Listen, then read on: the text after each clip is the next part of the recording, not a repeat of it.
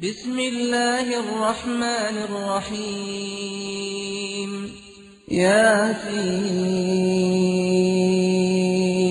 والقرآن الحكيم إنك لمن المرسلين على صراط مستقيم تنزيل العزيز الرحيم لتنذر قوما ما أنذر آباؤهم فهم غافلون لقد حق القول على أكثرهم فهم لا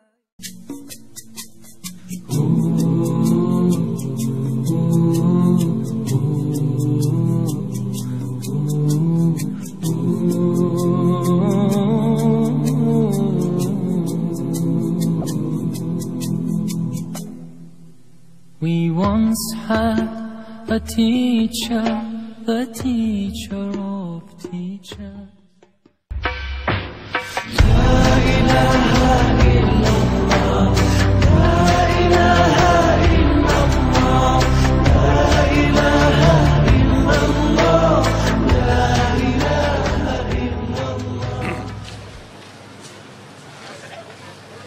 Assalamualaikum warahmatullahi wabarakatuh. Bismillahirrahmanirrahim. Alhamdulillahi rabbil alamin. Wassalatu wassalamu ala rasulillahil amin wa ala alihi wa sahbihi ajma'in. Terima kasih saudara Pokok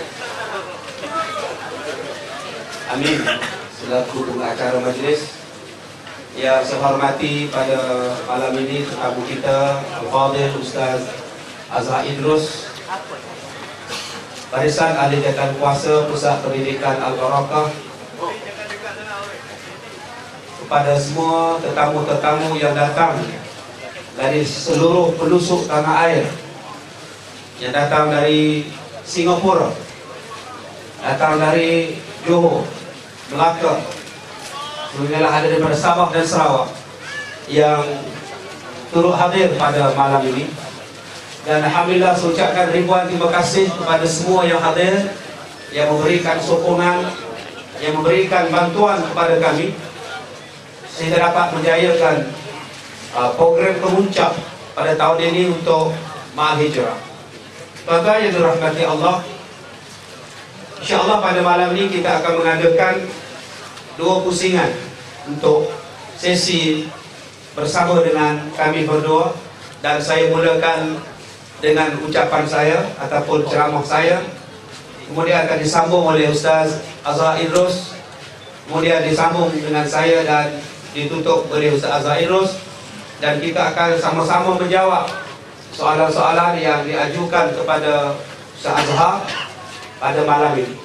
Tuan-tuan yang dirahmati Allah, bila kita menyebut tentang hijrah, hijrah ialah sesuatu yang kita buat dengan meninggalkan segala yang Allah Ta'ala larang, segala yang Allah Ta'ala cegah. Kita tinggalkan, kita stop, kita berhijrah dengan melakukan perbuatan yang diredai oleh Allah Subhanahu wa Ta'ala. Hijrah bukan setakat semata-mata berpindah tempat. Hijrah bukan setakat berpindah kawasan. Hijrah juga membawa maksud yang lebih besar, yaitu meninggalkan perkara-perkara yang haram, meninggalkan perbuatan-perbuatan mungkar, melakukan perbuatan-perbuatan yang baik, menggantikan kepada perbuatan-perbuatan mungkar ini. Ini yang dikatakan sebagai hijrah. Sebab itu pada malam ini saya nak membawa kepada tuan-tuan 6 perkara, 6 unsur kekuatan kita sebagai umat Islam. Saya suka melihat ribuan yang hadir pada malam ini. Daripada laporan yang sampai daripada saya, daripada Ustaz Azhar sendiri, jam. Seluruh Manjui sekarang ni jam. Dan saya telah menghubungi semua hotel di kawasan Ipoh, telah pun full, penuh untuk program pada malam ini. Ini menunjukkan bahawa perkara agama ini, kekuatan kepada agama ini, bagi masyarakat kita, bagi generasi muda sekarang telah pun mencintai, telah terlalu mencintai majlis-majlis seperti ini. Dan program-program seperti inilah yang sepatutnya diberikan tempat diberikan ruang yang lebih kerana telah membuktikan bahawa jumlah ataupun kadar orang yang meminatinya ini adalah sangat ramai. Inilah hasilnya tuan-tuan. Tidak pernah berlaku dalam bandaraya Ipoh ini. InsyaAllah saya akan cuba buat lagi pada tahun hadapan bersama dengan Ustaz Azhar, dan saya telah minta supaya kita dapat diadakan di Stadium Perak insyaAllah. Ini adalah kita melihat bahawa sampai dah satu masanya umat Islam sampai kepada satu tahap kena tonjolkan. Umat Islam tidak lagi boleh apabila mengadakan ceramah, mengadakan kuliah dalam keadaan tidak ada promosi, tidak ada langsung untuk menarik anak-anak muda. Hari ini tuan-tuan boleh lihat hampir 60% anak-anak muda kita datang. Jadi saya menyeru kepada tuan-tuan yang hadir pada malam ini, kita kena ada 6 kekuatan ini. Kekuatan untuk menjadikan hijrah kita pada 1433 atau 2012 yang akan datang, hijrah kita yang paling hebat. Yang pertama, kita mempunyai kekuatan akidah. Yang kedua, kita mempunyai kekuatan budi pekerti. Yang ketiga, kita mempunyai kekuatan ilmu pengetahuan. Yang keempat, kita mempunyai kekuatan ekonomi. Yang kelima, kekuatan ikatan masyarakat. Dan yang keenam ialah kekuatan jihad. 6 faktor inilah yang kita pegang, yang kita kena jadikan sebagai asas kekuatan kita. Yang pertamanya ialah kekuatan akidah, kekuatan iman kita. Ia yang menjadi syarat yang paling penting. Keyakinan kepada Allah, keyakinan kepada hukum hakam Allah, keyakinan kepada apa yang ditinggalkan oleh Nabi SAW. Yang ini yang kita kena buat. Taraktu fikum amrain. Aku tinggalkan kepada kamu 2 perkara. Yang kalau kamu pegang 2 perkara ini, insya-Allah kita menghadapi zaman yang macam mana sekalipun, maka kita akan jadi manusia yang terhebat. Kita tidak akan goyah dengan dunia kerana kita mempunyai kekuatan akidah. Kita tidak akan tertarik dengan habuan-habuan dunia kerana ianya adalah bersifat sementara. Tetapi yang menjadi igawan kita, yang menjadi kekuatan kita, yang pertamanya ialah akidah. Dan apabila kita mempunyai persaudaraan akidah, mempunyai persaudaraan berlandaskan kepada agama yang satu, Islam, maka dengan Islam inilah menyatu padukan kita. Islam inilah yang melahirkan semangat perpaduan di kalangan kita. Al-Muslim akhul Muslim. Orang Muslim adalah saudara sesama orang Islam, saudara sesama Muslim itu sendiri. Sebab itu saya lahirkan benda ini. Kita kena zahirkan benda ini. Kekuatan akidah kita kena zahirkan. Kita nak menunjukkan bahawa kita takut kepada Allah, kita taat kepada Allah. Maka insya-Allah tuan-tuan, apabila kita menjaga perintah Allah, ihfazillah yahfazka, bila kamu menjaga Allah, nescaya Allah akan menjaga kamu. Kekuatan akidah inilah tuan-tuan yang kita kena kuat dalam keadaan cubaan pahaman macam-macam.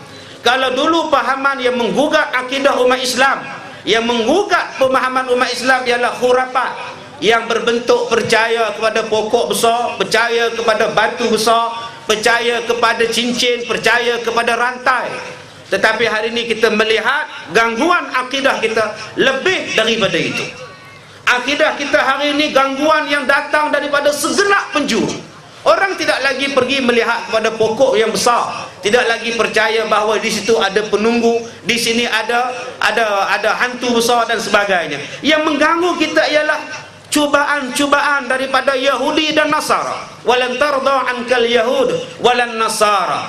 Yang ini yang gangguan yang besar, yang menjadikan Islam sebagai satu agama yang orang Islam sendiri pertikaikan. Islam, orang Islam sendiri yang mempertikaikan hukum hakam Islam.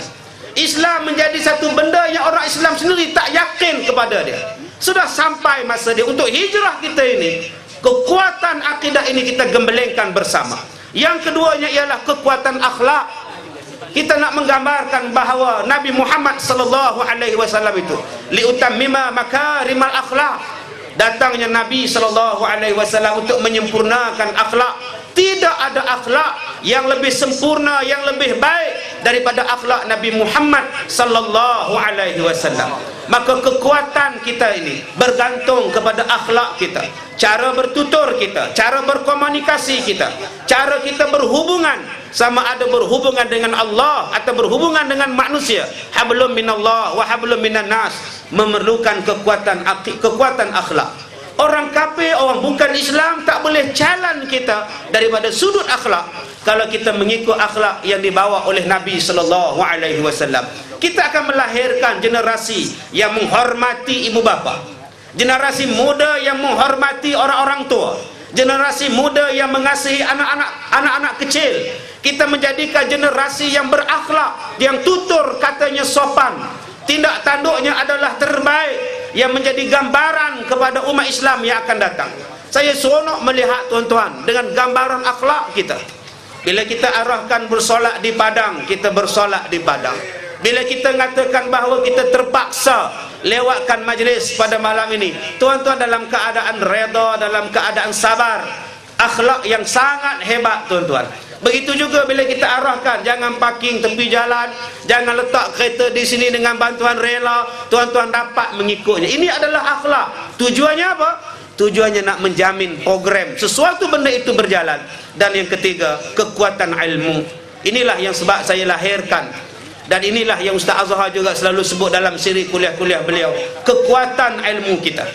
Kita jangan menjadi taklid semata-mata, ikut-ikutan. Kita buat amalan berdasarkan kepada ilmu. Dan saya telah menyediakan ruang yang sangat luas di pusat pendidikan Al-Barakah ini.